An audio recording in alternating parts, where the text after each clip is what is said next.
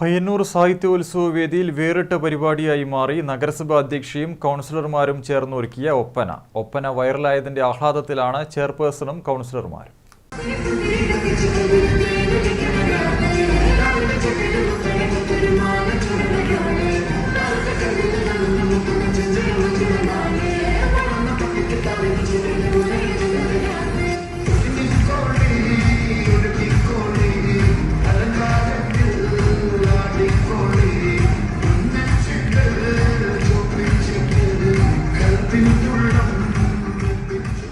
തിളങ്ങുന്ന വസ്ത്രങ്ങളും ആഭരണങ്ങളും അണിഞ്ഞ് നാണത്താൽ മുഖം മറച്ചാണ് നഗരസഭാ അധ്യക്ഷ കെ.വി. ലളിത പുതുമാരിയായി വേദിയിലെത്തിയത്.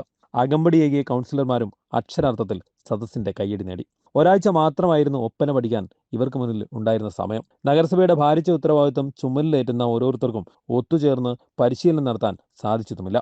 കൗൺസിലർമാരുടെ സമയത്തിനൊപ്പം ചേർന്ന് പഠിപ്പിക്കാൻ തയ്യാറായ പുഞ്ചക്കാട്ടെ ഹസീന ടീച്ചറും പഠനം വേഗത്തിലാക്കി.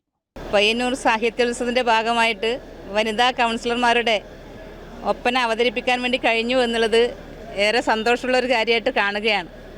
വിവിധ മേഖലയിൽപ്പെട്ടിട്ടുള്ള ആളുകളുടെ എല്ലാം സംഗമം പയ്യന്നൂരിൽ നടക്കുമ്പോൾ അവരുടേതായിട്ടുള്ള കലാപരിപാടികളും അതിൻ്റെ ഭാഗമായിട്ട് നടന്നു വരുന്നുണ്ട്. നഗരസഭാ കൗൺസിലർ എന്നുള്ള നിലയിൽ, കൗൺസിലർമാർ എന്നുള്ള നിലയിൽ ഞങ്ങൾക്കും ഏതെങ്കിലും ഒരു പരിപാടി അവതരിപ്പിക്കണം എന്നുള്ള ഒരു തീരുമാനം കൗൺസിലർമാരുടെ ഭാഗത്തുനിന്ന് വന്നപ്പോൾ ആ തീരുമാനത്തോടൊപ്പം നിൽക്കാനാണ് ഞാനും തീരുമാനിച്ചത്.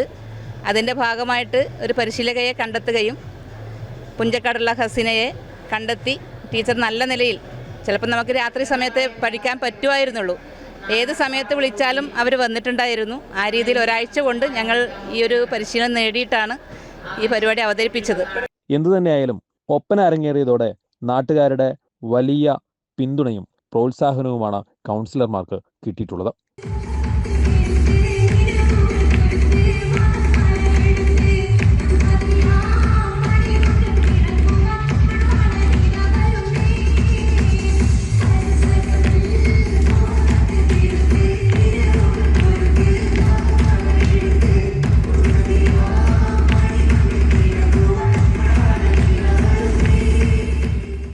News bureau, Payyanur.